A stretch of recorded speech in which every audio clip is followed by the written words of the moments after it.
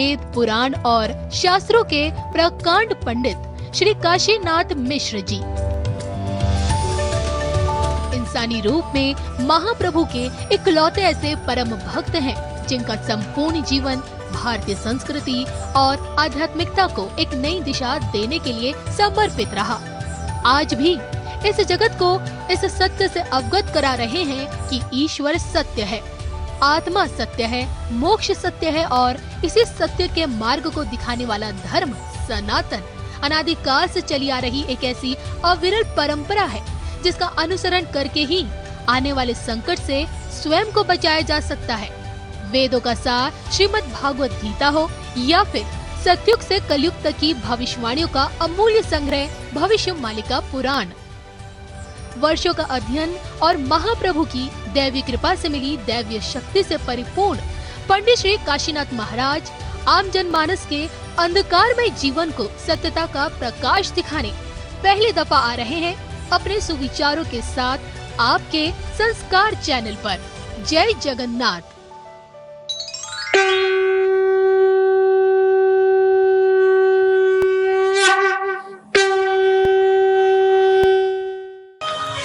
फिर ब्रह्मदेव आनंदित हो गए और ब्रह्मलोक को चले गए। बोले सृष्टि अच्छी तरह से सृष्टि करेंगे और मानव का कल्याण होगा। प्रभु ने तो इसे क्षेत्र बना दिया और क्या दुख है, क्योंकि ब्रह्मदेव का पहले से इच्छा था कहीं मानव लोग ना भटक जाए, जिसका जन्म हो वो फिर गोलोक को लौट जाए, जिससे आए हैं उसका पास चल जाए, तब मेरा सृष्टि का जो मेरा उद्देश्य वो सफल होगा। फिर भगवान ने उसका बाद सारी देवताओं को सृष्टि की, इसमें जम देवता का भी सृष्टि हुआ। तो जम देवता ने ये जान गए धरती पर एक क्षेत्र है जहाँ मनुष्य का कर्म फल का विचार नहीं है, कोई कितना बुरा करे अच्छा करे उनको मुक्ति मिल जाता है।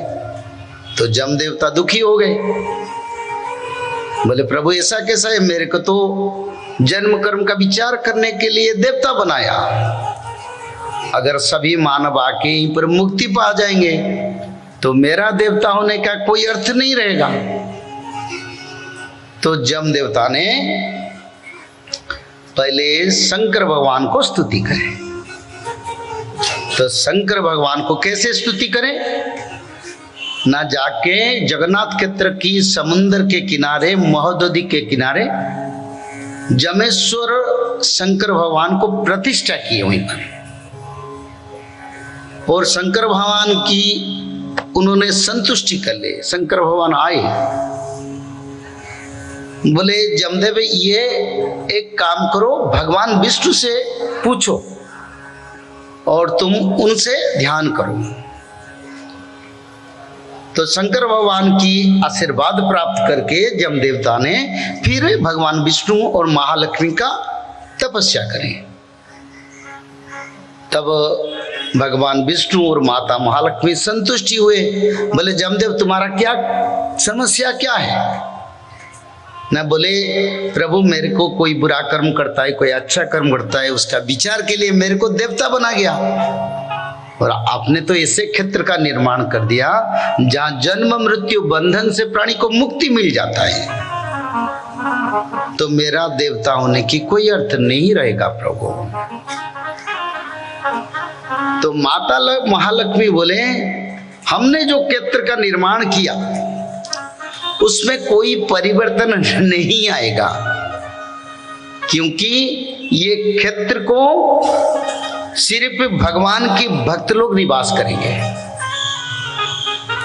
तो इसमें कोई हम परिवर्तन नहीं करेंगे। हाँ तुम देवता बना गया, ये जगन्नाथ क्षेत्र की पंचकोशी यानी 15 किलोमीटर की व्यास से कोई भी लोग को जम जंत्रणा नहीं मिलेगा, उसको छोड़ के दूसरा लोग जहां रहेंगे उनको यम यंत्रणा तुम्हारा अधीन विचार का आएगा, पर इस क्षेत्र में नहीं आएगा।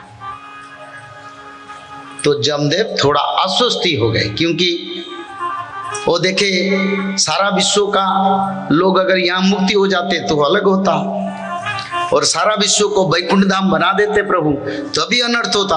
मानो 5 कोस को यानी 15 किलोमीटर व्यास में इस अंचल को प्रोहिबिटेड कर दिए, दूसरा अंचल में मेरा कर्म धर्म का मैं विचार करूंगा।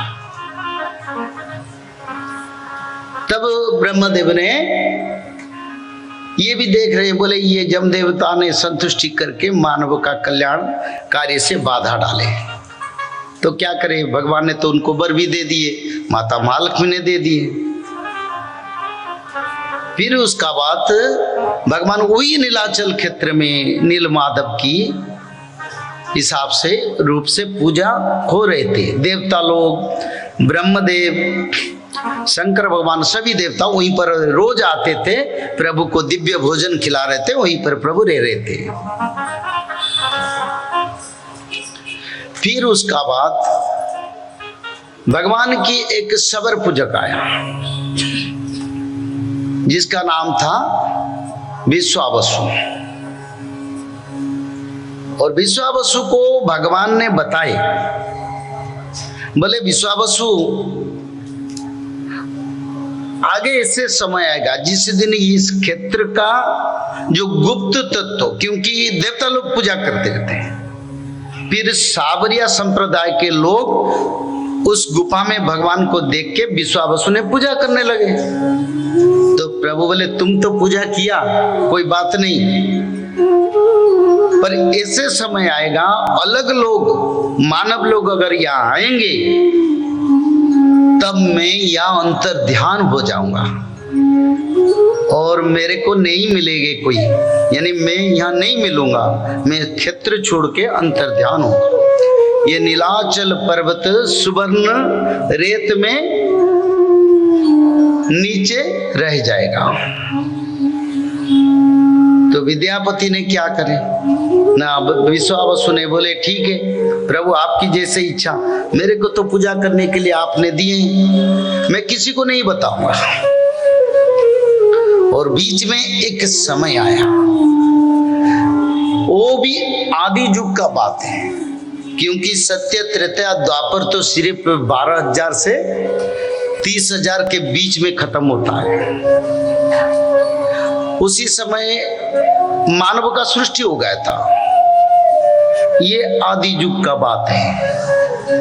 अवंती राज्य में इंद्रद्युम्न नाम के एक राजा थे। वो राजा को कुछ ब्राह्मणों ने आके बोले भगवान महाविष्णु ओडिशा की महोदधी के किनारे नीलाचल पर्वत पर एक सावरिया संप्रदाय के भक्त और देवता लोगों का द्वारा रोज पूजित होते हैं। तब इंद्रद्युम्न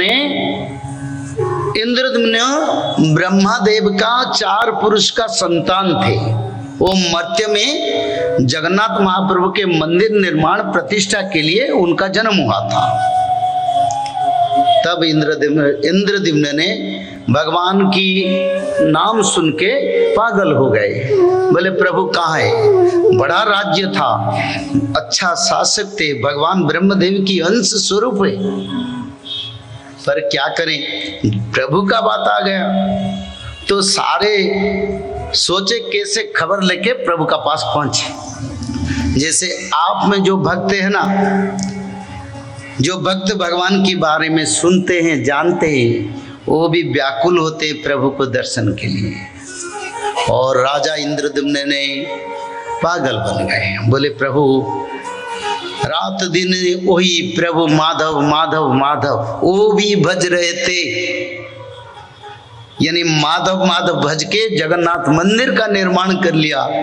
और देवता ब्रह्मलोक से परे गोलक वैकुंठ में सबसे बड़े स्थान पर प्रभु के पास अभी भी है। वो माधव भजने लगे, तो माधव कोई भजेगा तो माधव तो मिलेगा ही, क्योंकि इससे बड़ा नाम तत्व और कुछ भी नहीं है। तब राजा इंद्रद्युम्न ने उनकी राज्य के मंत्री के भाई या उनकी संपर्क विद्यापति नाम के एक ब्राह्मण को उड़ीसा भेजा, बोले जाके देखो कहाँ मेरा प्रभु है, कहाँ मेरा माधव है। मैं उनको दर्शन करना चाहता हूँ। अरे ब्राह्मण लोग के बता के वो गायब हो गए। फिर इंद्रद्युम्न ने उनको ढूंढे, कहाँ गए, उनका सेवा करना है। कुछ समय तक आए, कुछ क्षण में कहीं चल गए। शायद भगवान किसी को भेजे थे। तो फिर आके विद्यापति को इंद्रद्युम्न राजा ने भेजा, जाओ तुम प्रभु का खबर लाओ, फिर हम प्रभु का दर्शन के लिए जाएंगे। तो विद्यापति ने आके जगन्नाथ क्षेत्र में पहुंचे और ये ब्राह्मण लोगों ने बताए थे, एक सावरिया संप्रदाय का एक सवर जाति का मानव रोज उस गुफा को पूजा करने के लिए जाता है और फिर आता है। तुम उनको पकड़ लेना, तब वो तुमको बताएगा। तो विद्यापति ने घूम घूम के, वही प्रभु माधव कहाँ है प्रभु। तब उनका विद्यापति का साथ भेंट हुआ, विश्वावसु के साथ। और विश्वावसु को भेंट हुआ तो उनको प्रणाम करके बोले, मेरे को माधव को दर्शन करवा दो। तब विश्वावसु ने बोले, ये अगर दर्शन करेगा मेरा माधव चल जाएंगे और नीलाचल क्षेत्र सुवर्ण रेत में पूर्ण हो जाएगा और पहाड़ी तक डूब जाएगा रेत में। तो मैं क्या करूं, मैं इसको नहीं दिखाऊंगा। तो फिर विद्यापति ने जाके विश्वावस के घर में रहा और रह के, उनका एक बेटी था जिसका नाम ललिता था। कई दिन रह गए और ललिता और विश्वावसु के विद्यापति के बीच में संपर्क यानी प्रेम संपर्क बढ़ा।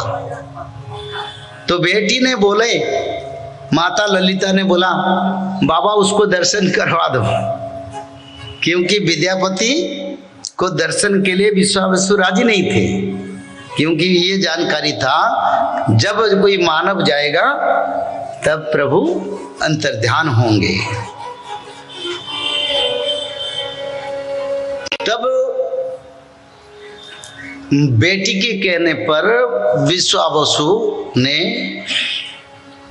आंखों में पट्टी बांध के विद्यापति को श्री जगन्नाथ माधव नील माधव को दर्शन करने के लिए लिया और वो दर्शन किया और भोग प्रसाद सब खिलाया जो स्वर्ग से आते। तब विद्यापति ने देखा मेरा कार्य हो गया, आप राजा के पास मेरे को पहुंच के खबर देना, यहीं पर प्रभु है। और जब विश्वावसु ने भी बोला, तुम ये किसी को बताना नहीं, पर क्या करें, राजा का आदेश है। तो विद्यापति ने जब इस क्षेत्र को छोड़ के आगे चला अवंती राज्य की ओर राजा से मिलने के लिए, तब अचानक सुवर्ण रेत से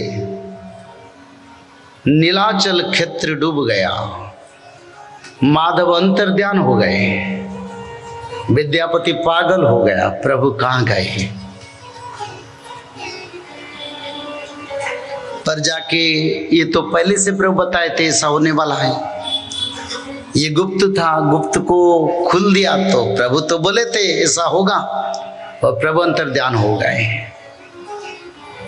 ये आदि युग जिस समय मानव सभ्यता का शुरू होता था, ये सत्य त्रेता द्वापर कलियुग का बात नहीं है,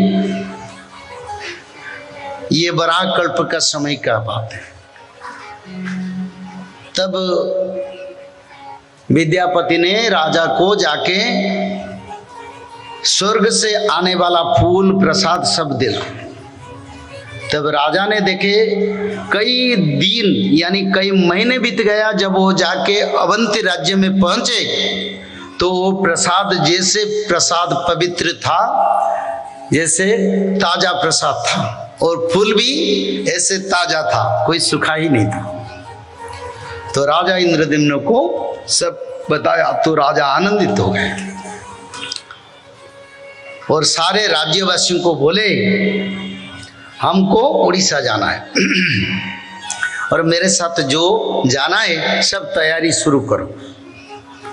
राजा अपना परिवार पारिषद सबको राज्य को छोड़ के और राज्यवासी को लेके करीब हजारों लाखों लोगों को लेके जगन्नाथ क्षेत्र की ओर चलने लगे।